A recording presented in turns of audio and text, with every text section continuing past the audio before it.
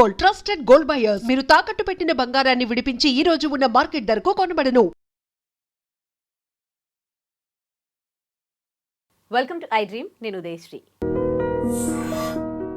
ఈ మధ్య కాలంలో సోషల్ మీడియాలో కరీంనగర్కు చెందిన ఒక డాక్టర్ ప్రజలకి వాళ్ళ ఆరోగ్యం పట్ల ఆయన ఇస్తున్న సలహాలు సూచనలు అందరి అట్రాక్ట్ చేస్తూ ఉన్నాయి.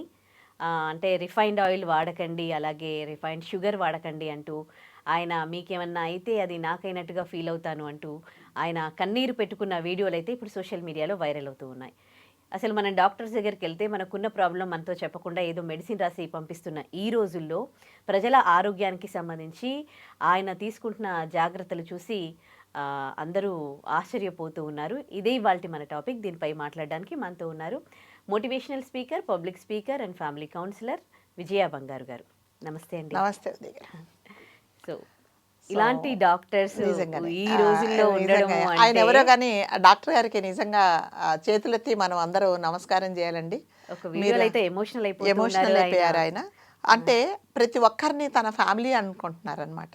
మీరు చనిపోతే మీ ఆరోగ్యాలు పాడైపోతే మీ పిల్లలు ఏమైపోతారు, కాబట్టి మీరు దయచేసి ఇలా ఉండండి అని చెప్పే డాక్టర్ గారు ఈయన. నిజంగానే ఆయన ఎక్కడున్నారో కానీ మనం పర్సనల్గా కలిస్తే కూడా తప్పులేదండి. చాలా మంచి, అంటే ఈ కాలంలో ఉన్నారా అలాంటి డాక్టర్స్?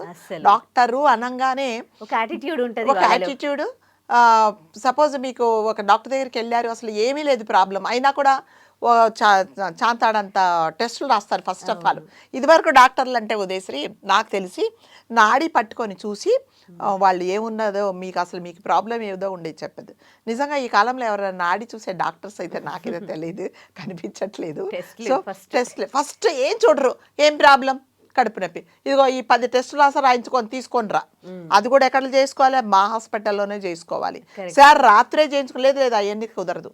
మళ్ళీ ఇప్పుడు పొద్దున్నే ఇప్పుడు వచ్చావు కదా, ఇవన్నీ మళ్ళీ ఫ్రెష్గా టెస్ట్ చేసి పేషెంట్ పరిస్థితి, ఫైనాన్షియల్ పొజిషన్ ఏంటి. ఇంకా వీళ్ళు ఏంటంటారంటే డయాగ్నోసిస్ వాళ్ళతో, డయాగ్నోస్టిక్ సెంటర్ వాళ్ళతో వీళ్ళు టైఅప్ అవుతారు. అదేనండి, అందులోనే చేయించాలి. అందులోనే అదే చెప్తున్నా, అందులోనే చేయించాలి. చేయించుకున్న తర్వాత మళ్ళీ మందులు ఎక్కడ కొనాలి? మా డిస్పెన్సరీలోనే కొనాలి. అలాంటి, అంటే ఇలాంటి వ్యవస్థ ఉన్నాయి ఇప్పుడు. అలాంటి డాక్టర్ గారు ఉన్నారు అంటే ఆయనకి మనం ఎన్నిసార్లు దండం పెట్టినా, ఎన్నిసార్లు థ్యాంక్స్ చెప్పినా కూడా తప్పే. ఆయన ఏమంటున్నారంటే దయచేసి రిఫైన్డ్ ఆయిల్ వాడకండి, ఓకే, గానుగ నూనె వాడండి. ఎందుకు గానుగ నూనె వాడమంటున్నారంటే అది స్వచ్ఛంగా ఉంటుంది, మీ కళ్ళ ముందే ఆడిచ్చి ఇస్తారు. మీరు ఎంత కొబ్బరి తీసుకెళ్తే, ఎంత మీరు వేరుశనగ గుళ్ళు తీసుకెళ్తే ఆ నూనె వస్తుంది. దయచేసి ఆ నూనె వాడండి. నూనెలు మార్చి వాడుకోండి. మీ ఆరోగ్యం అంటే మీ పిల్లల కోసం, మీ ఫ్యామిలీ కోసం. కాబట్టి నేను ఎన్నోసార్లు చెప్పాను, మీరెవ్వరు వినట్లేదు అని ఆయన దండం పెట్టి కళ్ళల్లో నీళ్లు పెట్టుకొని వారు చెప్పారంటే నిజంగానే హ్యాట్స్ ఆఫ్ టు హిమ్ అండి కదా. ఆయన మాటలు విని చాలా మంది ఇన్స్పైర్ ఫాలో అవుతున్నారు. కాబట్టి నిజంగా అలాంటి డాక్టర్స్ ఉన్నారు అంటే నిజంగా మళ్ళీ చెప్తున్నా, మనం నిజంగానే చాలా గ్రేట్ డాక్టర్. నేను మొన్ననే ఒక చోట విన్నాను, ఒక కార్పొరేట్ హాస్పిటల్లో ఆల్రెడీ అతను చనిపోయారని చెప్పకుండా ఐసీయూలో పెట్టి ఇంకా బతుకున్నాడని, అతని శవం ఉన్నా కూడా లోపల చెప్పకుండా బిల్లులు, ఇంత పెద్ద బిల్లు చేసి ఆ బిల్లు అంతా పేమెంట్ చెయ్యండి అని చేసిన తర్వాత చనిపోయారని చెప్పారు సినిమాలో దాంట్లో చెప్పినట్టు. సో ఇంకొక అతను పాపం, ఆయనకి ఏదో ఖాళీలో ఒక చిన్న గడ్డ వస్తే ఆ గడ్డ తీయించుకోవడానికి అతను వెళ్తే అనెస్థేషియా 2 సార్లు ఇచ్చేసి చనిపోయారు మీ వాళ్ళని చెప్పారు. సో ఇలాంటి డాక్టర్స్ ఉన్న దాంట్లో మనం మధ్యలో ఉన్నాము. సో డాక్టర్ అంటే జనరల్గా దేవుడితో సమానం కదా. వైద్యో నారాయణో హరి అంటారు. సో వైద్యుడు అంటే వాళ్ళు ఏమి చెప్పినా మనం నమ్ముతాం. ఇదిగో తొందరగా ఈ మందులు కొనండి అంటే ఎందుకు అని పరిగెత్తుతాం.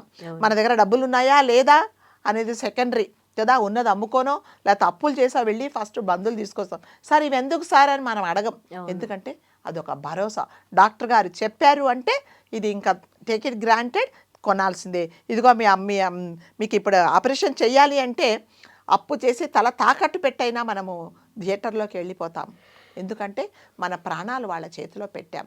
ఎలా ఉన్నారు పేషెంట్ అంటే ఏం పర్వాలేదు అంటే దేవుడు మనకు భరోసా ఇచ్చినట్టుగానే మనం నమ్ముతాం కదా. అందుకనే డాక్టర్ను దేవుడితో పోల్స్తారు. సో అదంటారు కదా, వైద్యాలయాలన్నీ దేవాలయాలుగా మారితే నిజంగా సామాన్యుడు కూడా మంచి ట్రీట్మెంట్ దొరుకుతుంది అనేది చాలా నానుడి కాదు, అది ఇప్పుడు ఎక్కడా లేదండి.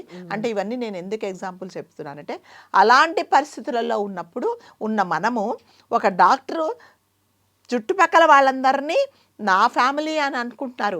దయచేసి మీరు ఇది చెయ్యకండి. నేను ఎన్నోసార్లు చెప్తున్నా, మీరు ఎవరు వినట్లేదు.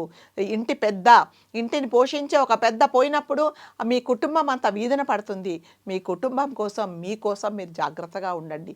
దయచేసి పంచదార తినకండి, ఎక్కువ పంచదార తినకండి, స్వీట్లు తినకండి, పిల్లలకు కుర్కురేలు తర్వాత ఈ జంక్ ఫుడ్ ఏది పెట్టకండి, పిల్లలకు ఫోన్లు ఇవ్వకండి అని ఆయన చేతులు జోడించి అవి వేడుకుంటున్నారు అంటే నిజంగానే మనం అందరం అతన్ని మెచ్చుకోవాల్సిందండి.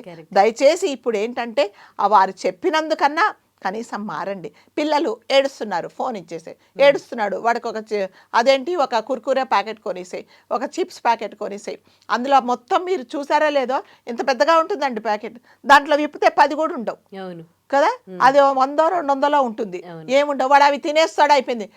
అన్నం తిందురా అంటే నాకు ఆకలి లేదు, ఎందుకు చిప్స్ తినేసాడు, కుర్కురేలు తినేసాడు, తర్వాత నూడిల్స్ తినేయడం. ఇవన్నీ నిజంగా ఇవన్నీ మన ఫుడ్ కాదండి. అయినా కూడా అవి తినేసి పిల్లల ఆరోగ్యాలు చెడిపోతున్నాయి. సో ఏం చేసావమ్మా ఈరోజు అంటే, పిల్లోడికి న్యూడిల్స్ వేసేస్తారండి, తినేసాడు. 2 చిప్స్ ప్యాకెట్ బ్యాగ్లో పెట్టేస్తాను, స్కూల్ బ్యాగ్లో, అయిపోయింది. మధ్యాహ్నం వంట చేసే టైం లేదు. ఇలా చెప్తున్నారు కొంతమంది తల్లిదండ్రులు. కాబట్టి వారు ఏం చెప్తున్నారంటే, దయచేసి ఇలా చేయకండి. మీ పిల్లల ఆరోగ్యం ముఖ్యం, మీ ఆరోగ్యం ముఖ్యం. ఈ నూనెలన్నీ వాడకండి, రిఫైన్డ్ వాడకండి. సో ఇప్పటి నుంచి అసలు పాకెట్ నూనెలే వాడకండి. మీరు గానుగ దగ్గరికి వెళ్ళి ఆ గానుగ ఆడించిన నూనెనే వాడండి, చాలా ప్యూర్గా ఉంటుంది. మీకు ఎటువంటి ఆరోగ్య సమస్యలు రావు. ప్రతి నెల నూనెలు కూడా మార్చి వాడండి. ఒకే నూనె కంటిన్యూ చేయకండి. వాడిన నూనె మళ్ళీ రెండోసారి వాడకండి అని చాలా సూచనలు ఇచ్చారండి. నిజంగా మనం అందరం అవి పాటిస్తే ఇంకా ఎటువంటి ఆరోగ్య సమస్యలు ఉండవు. సో వారికి మళ్ళీ మనము మన ఐడ్రీమ్స్ తరపున థ్యాంక్స్ చెప్తున్నాం. డాక్టర్స్ కూడా అందరూ కూడా ఇలాంటి వాళ్ళను ఇన్స్పిరేషన్ గా తీసుకొని కనీసం 1% అన్నా మారడానికి మీరు ట్రై చేయండి.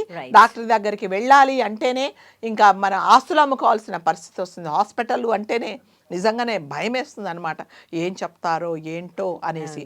ఒక చిన్న ప్రాబ్లంకి 100 టెస్టులు రాసి, ఎందుకంటే టెస్టుల రిపోర్ట్ లేకుండా మీరు డయాగ్నోస్ చేయలేకపోతున్నారు అనమాట. కాబట్టి ఇట్లాంటి డాక్టర్ గారు ఉన్నారు కాబట్టి మన మధ్యలో ఇంకా మనకు ఒక భరోసా, మనం మనుషుల మధ్యలోనే ఉన్నాము అని మనకు ఒక భరోసా వచ్చింది వారి మాటలు విన్న తర్వాత. So special thanks to the doctor. Thank you అండి మీకు కూడా. నిజంగా ప్రస్తుతం ఉన్నటువంటి సమాజం దేనికి ప్రయారిటీ ఇస్తుంది? ఆర్థిక సంబంధాల చుట్టూ మాత్రమే తిరుగుతోంది.